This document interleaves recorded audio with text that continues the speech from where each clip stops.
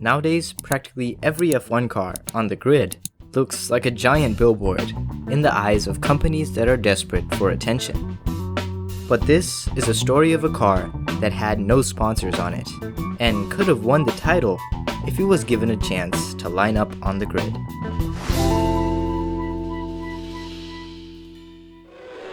In 1993, McLaren were at a very pivotal point in their history. Honda had supplied them with engines for the past 4 years, and they were able to dominate the sport during that time. But Honda departed F1 after 1992 due to the worldwide recession, leaving McLaren quite literally powerless. Team principal Ron Dennis looked to the superior Renault engines as a replacement, but could not get his hands on one for the season. Instead, McLaren had to make do with the customer Ford V8 engines, which had inferior power compared to the V10 Renaults found in the Williams and even the higher spec Ford V8s used by Benetton. Although they eventually managed to acquire a higher spec Ford V8, they still weren't as quick as the Renault-powered Williams.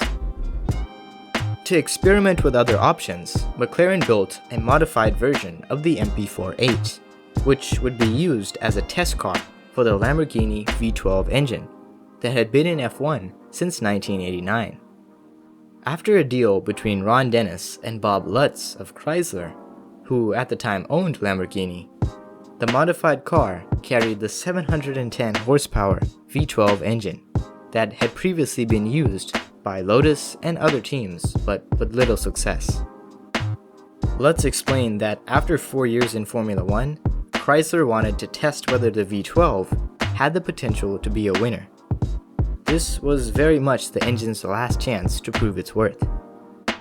Ayrton Senna and Mika Hakkinen tested the car at both Silverstone and Estoril. The modified MP48B, painted white with no sponsorship logos other than Goodyear, took 3 months to re-engineer in order to fit the longer and heavier engine. After first driving the car, Senna suggested to the engine's designer, Mauro Forghieri, that it would be better with a less brutal top end and a much larger mid-range. Forghieri, who had enormous respect for the triple world champion, swiftly made the requested changes. While the engine lost 25 brake horsepower at the top end, the test engines produced approximately 750, around 70 more than the customer V8 engines, and almost on par with the most powerful engine of 1993, Renault's V10. The modified V12 also produced around 10 more horsepower than the one used by Ferrari. The changes reportedly made the car more drivable and much faster than before. Pairing the MP48B with the V12 actually proved more stable and easier on the tires. Both Senna and Hakkinen were reportedly very impressed with the car-engine combination, despite its poor reliability.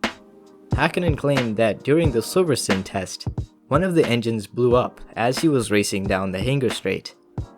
But on the bright side, he claimed that right up to that point, it was pushing out more and more power, and actually felt much faster than the Ford.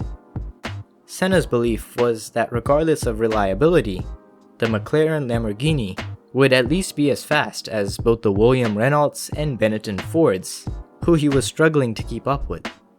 Senna had so much faith in the engine that he allegedly called Ron Dennis from the pits during the Estoril test, and told him that he felt they should seriously rethink using the V12 instead of the Ford V8.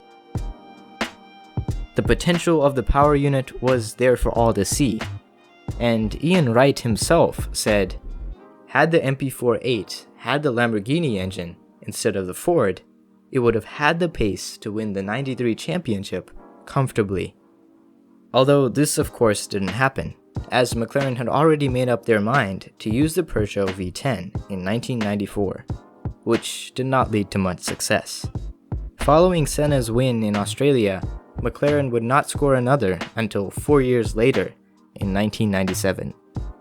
But the undeniable potential, the MP48B, with its no sponsors and Raging Bull power unit, will not be forgotten in Formula 1.